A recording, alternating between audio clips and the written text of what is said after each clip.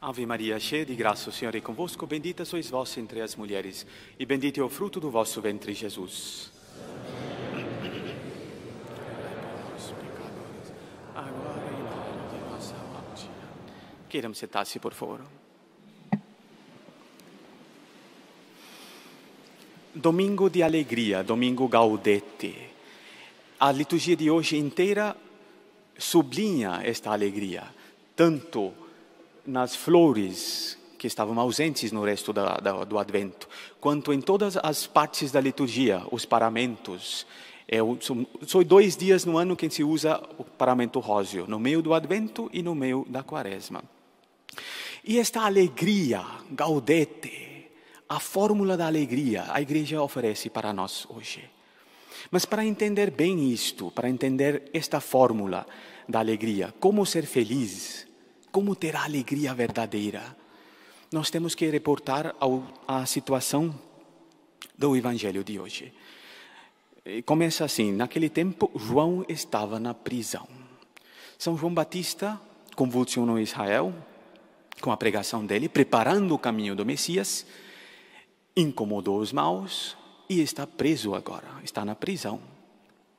E quando ouviu falar das obras de Cristo, enviou-lhe alguns discípulos. Então ele envia os discípulos dele para nosso Senhor Jesus Cristo. Agora, por que São João está na prisão? Ele havia pregado a verdade para um homem que estava escravo de uma concubina, Herodes Antipas. Herodes Antipas, rei de uma parte da Judeia, estava escravo de uma concubina, escravo porque ele se deixou arrastar pelas inclinações pecaminosas dele, pelas paixões dele. Ele é escravo das paixões dele, escravo de uma mulher. E veja a contrição. A liturgia já começa com esta contrição. Ele, que é ruim, está livre. E não só livre, mas reinando. Mandando livre para fazer o mal que ele quer fazer. E São João, que é um profeta, um santo, que é bom, na prisão. Uma inversão de papéis. Mas Herodes, que está livre, que está mandando, Herodes é feliz? Não. Porque Herodes não está feliz porque ele é escravo, justamente. E daqui a pouco ele vai ser constrangido por esta mesma mulher que está escravizando a ele, através das paixões dele, a matar o São João Batista, contra a vontade dele. Ou seja, ele não tem nem esta básica condição de felicidade de ser dono de si. E pelo contrário, São João Batista, na prisão e entretanto inteiramente feliz, inteiramente livre. Por quê? Porque ele envia os discípulos dele até Nosso Senhor. Está claro aqui, quando ouviu falar das obras de Cristo, ele envia os discípulos, mas ele não pensa, ele está fazendo essas obras, diga para ele para fazer uma obra, para me libertar. São João não está pensando em si, ele não está no centro, ele não é egoísta, ele está tão cheio de felicidade, ele está tão cheio de admiração pelo ideal dele, pela missão dele, que é de apontar a nosso Senhor Jesus Cristo, que ele envia os discípulos dele para converter-se junto a nosso Senhor Jesus Cristo. Não pensemos que ele, porque a pergunta que eles fazem, és tu aquele que deve vir? Não pensemos que São João estava com uma dúvida, não. São João Batista, ele havia apontado a nosso Senhor Jesus Cristo antes. Ele diz: eis o Cordeiro de Deus que tira o pecado do mundo. Ele também disse: eu não sou digno de amarrar suas sandálias. Eu vos batizo com água, ele vos batizará com o Espírito Santo. Portanto, São João não estava com nenhuma dúvida. O que ele queria fazer é fazer apostolado como aqueles que seguiam a ele. Porque ele havia apontado a nosso Senhor Jesus Cristo. Aí está a solução, aí está a felicidade. Mas os discípulos, vários deles, não estavam ainda abertos a esta nova perspectiva. Por quê? Porque eles também eram escravos. Escravos já não das paixões, mas escravos de uma visualização antiga. Eles participavam de um erro em Israel. Israel quase inteiro esperava um Messias político-social. Um Messias que ia resolver o problema dos impostos, do domínio romano. No fundo, eles estavam escravos daquelas figuras que apareciam, que indicavam a eles uma solução que não era a solução de Deus, mas era uma solução humana. Em Israel, nós sabemos isto, havia um partido chamado os Herodianos, que queria livrar-se do domínio romano. E havia gente em Israel que seguia a eles. Aquele Herodes miserável, aquele Herodes usurpador, aquele Herodes que vai matar São João Batista, escravo das paixões dele. E tem gente em Israel que vai buscar a felicidade, a solução nos herodianos. Numa visualização política, numa solução política, num Messias político que não coloca a Deus no centro, que não coloca a religião no centro, que tem uns tantos valores que parecem bons, a supremacia de Israel contra os romanos, mas Deus não está no centro. Em Israel também havia outro partido, os fariseus. Eles eram como que os herodianos no campo eclesiástico, no campo religioso. Eles, com uma deturpação da religião, em vez de apontar para a graça, para Deus, para o cumprimento das profecias que estava se dando, nós temos hoje o cumprimento da profecia de Isaías e tantos outros. Eles tinham uma visão acanhado, bitolado da religião, baseado nas coisas antigas, baseado nas interpretações mesquinhas da lei. E por onde Deus não estava no centro. E uma situação triste, que não atraía ninguém, quase uma seita. Esses são os fariseus. Tinha homem tantos. Tinha os saduceus, escravos das paixões deles. Os saduceus eram gozadores de vida. E assim, cada um, escravo de uma coisa diferente. A grande massa do povo também, de alguma forma, escravizado disto ou daquilo, esperando o Messias. E nosso Senhor Jesus Cristo vai dizer, no final da frase dele, ele vai dizer: feliz aquele que não escandaliza por causa de mim. Aí está o centro da liturgia de hoje. Aí está a fórmula da felicidade. Feliz aquele que não se escandaliza com o Filho de Deus. Alguns vão se escandalizar com ele. Os discípulos de São João, por exemplo, não só estavam buscando uma solução terrena, eles estavam aflitos. Eles estavam angustiados. O que está acontecendo? O nosso mestre está preso. O bem está preso. Calma, lá está Deus. Outros escandalizam-se com nosso Senhor Jesus Cristo quando Ele vai revelar a Eucaristia e vão embora. Outros vão escandalizar a Ele por causa da cruz. E entretanto, feliz aquele que não se escandaliza por causa de mim. A solução da felicidade é colocar a Deus no centro, não buscar outras soluções, não ser escravo nem das prazeres, das paixões desregradas, nem de umas visualizações de uma felicidade terrena, cheio de dinheiro, etc., onde o bem e o mal se misturam e Deus não está no centro. Nem de nada mais, mas de colocar Deus no centro. Veja, o Cordeiro de Deus que São João apontava, ele que está na prisão, mas ardendo de felicidade. Por quê? Porque ele aponta para a verdadeira solução. Eis o Cordeiro de Deus. E ele até envia os discípulos dele para, afinal, depois de tanta palavra dele, depois de tanto ensinamento dele, como eles estavam ainda limitados na visualização, eles, vai lá. Pergunta, és tu o Messias? São João estava pensando, de repente Nosso Senhor vai dizer, eu sou o Messias, e pronto, afinal esses coitados vão abrir as vistas. Eu gostaria de dar a eles a alegria que eu sinto, mas eles estavam tão egoístas, tão metidos numa visualização humana, que veja bem, eles podiam ter chegado a Nosso Senhor Jesus Cristo e ter pedido, Senhor, nosso mestre está na prisão. Eles nem pensam em São João. Estão pensando em si, são egoístas. E São João na prisão está pensando neles. Aí está a felicidade daquele que é livre, aquele que coloca Jesus, a graça, Deus no centro. E Jesus de fato trouxe a solução para tudo. Ele vai fazer o quê? Ele vai trazer a redenção. Ele vai mudar aquele cordeiro pascal que é apenas uma prefigura. Ele vai ser o verdadeiro cordeiro. O sangue preciosíssimo, infinitamente precioso dele vai operar a redenção. Ele vai fazer com que cumprem todas as profecias. Por exemplo, Malaquias, nesse tempo de Advento, vamos passar todas essas profecias.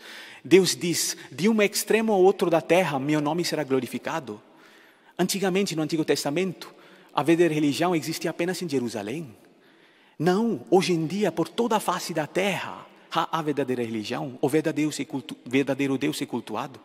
E muito mais do que em Jerusalém, porque Ele está corpo, alma, sangue, divindade presente em todos os tabernáculos do mundo. É uma nova visualização, é um novo regime de graças, é um novo patamar da união de Deus para com os homens. Deus vai trazendo tudo isto. E alguns escravos das paixões, outros escravos das prefiguras daquilo, sem alegria. Outros escravos de uma visualização política, de um Messias que vai compor. Quanto desastre entre os seres humanos. E aí a liturgia de hoje bem se pode voltar para nós, cada um de nós. A Santa Igreja nunca deixou de mostrar o caminho da felicidade. Depois que São João Batista é preso e morto, nós temos a carta de São Tiago, segunda leitura, dizendo, ficai firmes até a vinda do Senhor. Que vinda é esta? A vinda litúrgica, sem dúvida, mas também a vinda em cada momento da história. Em cada época da história, Deus abre um novo regime de graças, mas é necessário ficar firme. É necessário buscar a felicidade, como São Tiago vai dizer no final. Tomai por modelo de sofrimento e firmeza os profetas que falaram em nome do Senhor. Sofrimento e firmeza. Vale a pena guardar essas duas palavras, porque a felicidade, depois do pecado original, não é dado aos homens fora do sofrimento. É necessário lutar contra as paixões, lutar contra as más inclinações, lutar contra o demônio, a carne, etc. Entretanto, o ser humano sempre quer fazer uma composição, e essa composição não existe. Ou é a felicidade eterna, ou é a desgraça eterna. Mas os homens gostariam de ter uma situação na terra, de um tanto de pecado, de um tanto de virtude, onde não há grandes horizontes, mas também onde não há grandes crimes. Isto não existe, esta terceira via não existe. Isto não traz felicidade. A felicidade está, São João Batista, modelo de sofrimento e firmeza. São Tiago, modelo de sofrimento e firmeza. No mundo de hoje também, meus irmãos e minhas irmãs, a Santa Igreja brilha aos nossos olhos. A verdadeira Santa Igreja, católica, apostólica, romana, nascida do costado de nosso Senhor Jesus Cristo, aponta para os homens onde está a felicidade. O mundo inteiro hoje busca a felicidade. Quantos nas paixões desregradas? Quantos em soluções políticas? Não vou falar nem do Brasil, posso falar da Índia, a minha terra, posso falar do Peru, a terra do diácono, em qualquer canto do mundo. A política não vai resolver o problema. Não são governos grandes, não é isto, não é aquilo. É colocar Deus no centro. E sempre haverá vozes à luz de Cristo. Vozes que fazem brilhar a luz de Cristo e que nos apontam o caminho da felicidade. O caminho da felicidade é tomar como modelo de sofrimento e firmeza os profetas. É colocar a Jesus no centro. Jesus na cruz. Jesus nos sacramentos. É viver na graça de Deus. Praticar os 10 mandamentos. Colocar na prisão as próprias paixões. Viver seguindo os mandamentos. Receber os sacramentos. Se for necessário uma boa confissão, apagar tudo. Depois confissões regulares, comungar bem, rezar, colocando a graça no centro. Meus irmãos, minhas irmãs, talvez a solução está muito mais perto do que nós podemos imaginar. Nós todos sabemos, o mundo de hoje está nas trevas. Todo mundo está esperando uma solução. E infelizmente há vozes que apontam outras soluções. E, entretanto, a única verdadeira solução é apontada pela Santa Igreja de Nosso Senhor Jesus Cristo. É a graça de Deus, é carregar a cruz e viver esperando o cumprimento das profecias. Nossa Senhora mesmo em Fátima diz: por fim, meu Imaculado Coração triunfará. Ela anunciou um novo regime de graças. Não é uma situação política que vai resolver o mundo de hoje. Os males do mundo de hoje são complicados demais, são grandes demais para o regime de graças atuais. Mas Nossa Senhora prometeu, ela mesma, em Fátima, e depois pelos lábios de tantos outros santos, São Luís Maria Grignoni de Montfort e outros, a vinda do novo regime de graças, o triunfo dela, o reino de Maria, o reino de Cristo. E talvez, eu vejo um paralelo com a bela basílica no qual nós estamos. É todo feito de alegria. E, entretanto, nos coloca no centro a cruz de Nosso Senhor Jesus Cristo. Talvez as vozes dos profetas estão muito mais perto de nós. A solução, o cumprimento das profecias está muito mais perto de nós. Mas precisamos sair das prisões, de nossas visualizações erradas, de nossos critérios errados, de nossas paixões, e abrir o coração para a verdadeira alegria, que como um jato de luz invade a nossa alma, com a luz que está entrando pelos vitrais do fundo da igreja. Hoje, a Santa Igreja, através da Santa Igreja, a graça do Divino Espírito Santo bate nos nossos corações e diz: meu filho, minha filha, não quereis ser felizes? Não quereis a verdadeira alegria? Não quereis esta alegria duradoura que nada pode tirar? Não quereis aquela alegria que vai lhe dar a solução de teus problemas? Cruzes você vai ter, dificuldades vai ter, mas é necessário carregá-las com amor, com resignação, com galhardia, com amor da graça de Deus, colocando Nossa Senhora no centro. Quando nós sentimos débeis, quando nos sentimos fracos, voltar para ela: salve Rainha, Mãe de Misericórdia, vida, doçura e esperança nossa. Aí está o cumprimento da primeira leitura de hoje. Alegre-se a terra deserta e intransitável. A terra de hoje, deserta e intransitável. Pior ainda, numa noite terrível. Entretanto, exulte a solidão e floresça como lírio. No meio da solidão, da noite, das trevas do dia de hoje, já está brotando o lírio do mundo futuro, do reino de Maria. Basta ter os olhos para ver. Basta ver as profecias se cumprindo. Basta ver os sinais que nosso Senhor Jesus Cristo ofereceu aos discípulos de São João Batista. Os coxos andam, os surdos ouvem, os mortos recebem, os pobres são evangelizados. Já há milagres, já os demônios estão sendo lançados fora. Sobretudo o maior milagre: os pobres são evangelizados. Quantos e quantos pobres, escravos do demônio, estão se libertando e voltando para a graça de Deus. Estão se colocando no caminho. Este é o maior milagre, muito mais do que curar os cegos. E, entretanto, este caminho que a Santa Igreja oferece para todos nós temos que escolhê-la, temos que pedir graças para abraçar isto para sempre. Vamos juntos pedir a Nossa Senhora, que ficou de pé, com uma felicidade plena, quando o filho dela estava sendo crucificado. Ela não deixou de ser a causa de nossa alegria, por mais que era até dolorosa, a mãe das dores. Vamos pedir a ela esta graça, de seguir as vozes dos verdadeiros profetas, que nos apontam o caminho da felicidade.